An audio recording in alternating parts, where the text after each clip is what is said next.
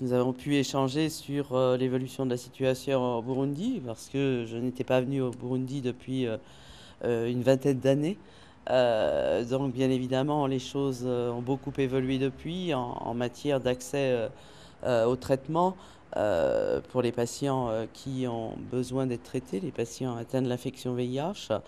Je lui disais qu'il y avait encore beaucoup à faire, puisque la couverture s'est bien améliorée au cours de ces dernières années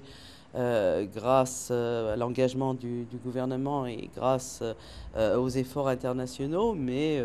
la couverture est de l'ordre de 30%, donc il y a encore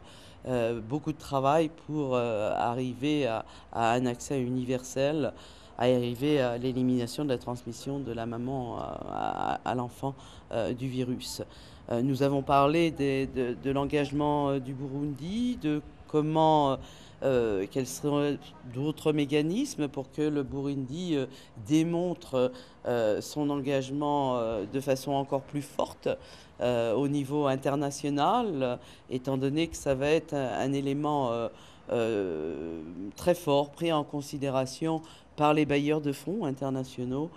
qu'il s'agisse du Fonds mondial, qu'il s'agisse des agences des Nations Unies ou des grandes fondations internationales comme PEPFAR par exemple.